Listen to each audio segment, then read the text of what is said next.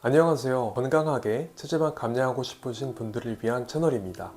오늘 영상에서는 처음 키토제닉 식단을 하시는 분들이 무엇을 먹어야 할지, 얼마나 먹어야 할지 구체적으로 알려드리겠습니다. 이 영상 하나만 보시면 탄단지 비율을 어렵지 않게 계산하지 않아도 되고 하루에 무엇을 먹을지 고민할 필요 없이 바로 적용할 수 있는 식단 기준까지 얻어 가실 수 있습니다. 많은 분들이 키토제닉 식단이 탄수화물은 가장 적게, 단백질은 적당히, 지방은 가장 많이 먹는 식단이라는 건 알고 계세요. 하지만 문제는 영양소마다 칼로리가 다르다는 점이죠. 탄수화물 1g당 4칼로리, 그리고 단백질 1g당 4칼로리, 그리고 지방은 1g당 9칼로리죠. 그래서 단순히 비율만 봐서는 얼마나 먹어야 할지 감이 안 오실 수 있어요. 그래서 오늘은 칼로리 비율이 아닌 그람 단위 기준으로 쉽게 비교 설명해 드릴게요. 참고로 오늘 기준은 운동을 하지 않고 키토식을 처음 시작하시는 분들을 위한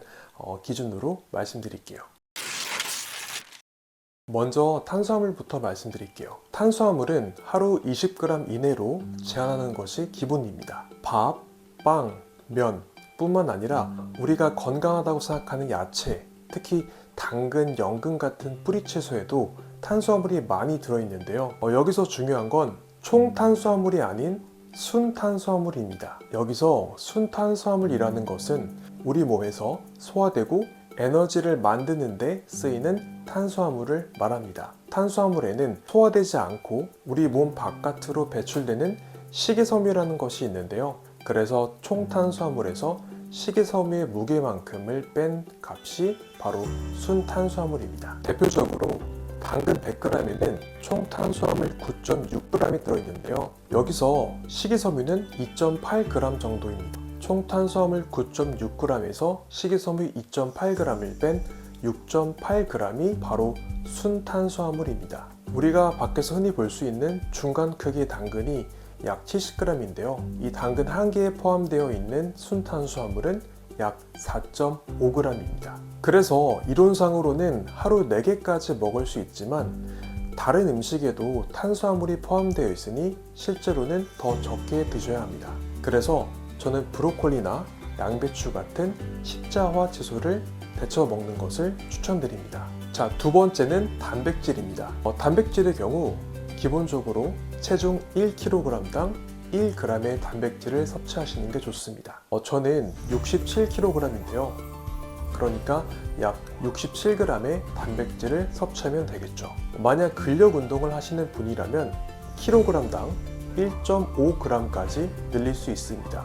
많은 분들이 좋아하시는 삼겹살을 예로 들어보면 삼겹살 100g당 단백질은 약 25g인데요. 그러니까 제가 하루 동안 먹을 수 있는 삼겹살의 양은 약 300g 정도가 되겠네요. 생각보다 양이 얼마 안 되죠. 그런데 고기를 주식으로 하게 되면 단백질이 과잉 섭취될 수 있습니다. 그래서 탄수화물과 단백질을 섭취하고 나서 부족한 부분은 건강한 지방으로 채우는 것을 추천드립니다. 탄수화물을 많이 섭취했을 때보다 단백질을 지나치게 섭취했을 때 건강에 더 좋지 않다는 연구 논문 결과도 있으니 단백질을 적절히 섭취하는 것은 매우 중요하다고 할 수 있겠습니다. 단백질을 과잉 섭취하게 되면 엠토르라는 물질을 활성화시키는데요.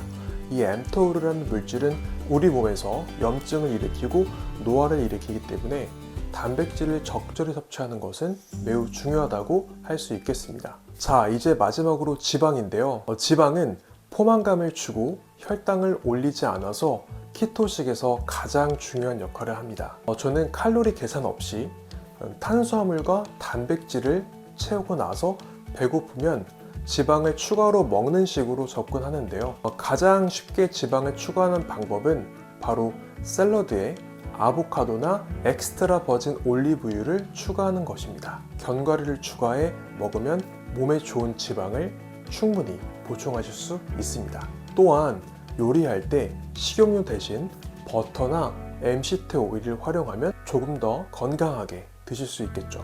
이렇게 아침을 건강하게 먹을 수 있지만 점심의 경우에는 좀 어려운 부분이 있습니다. 특히 직장인분들은 점심에 외식을 피하기가 어렵죠. 괜찮습니다.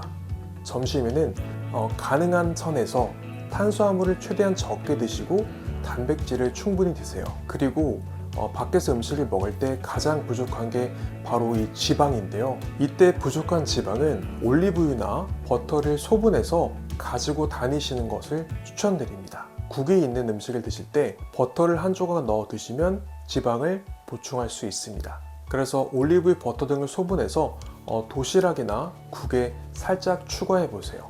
그러면 조금 더 건강한 식단이 완성됩니다. 이렇게 점심에는 제가 원하는 것을 먹을 수 없기 때문에 그래서 제가 통제할 수 있는 아침과 저녁에 조금 더 신경을 쓰는 편인데요. 아침에는 아까 말씀드렸듯이 양질의 지방, 아보카도, 올리브유, 견과류를 포함한 양질의 지방과 그리고 단백질 이렇게 좀 충분히 포만감이 들 정도로 먹고요. 점심 같은 경우엔 가능한 선에서 최대한 건강히 먹으려고 노력을 하고 있고요. 저녁 같은 경우에는 직장인들의 경우 퇴근하고 집에 돌아오면 시간이 많이 늦기 때문에 저 같은 경우는 그냥 저녁을 과감하게 건너뜁니다.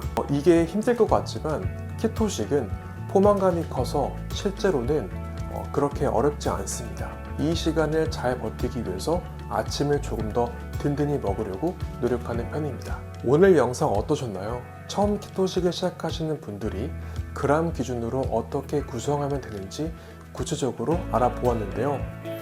이 영상이 도움이 되셨다면 구독과 좋아요를 부탁드립니다. 앞으로도 키토식에 관한 유용한 정보와 제가 직접 실천하며 얻은 팁들을 가득 담아서 알려드리도록 하겠습니다. 다음 영상에서는 제가 아침에 실제로 무엇을 먹는지도 소개해 드릴 테니 알람을 설정해 두시면 놓치지 않으실 겁니다. 그러면 저는 다음 영상에서 뵙도록 하겠습니다. 감사합니다. 오페일이었습니다.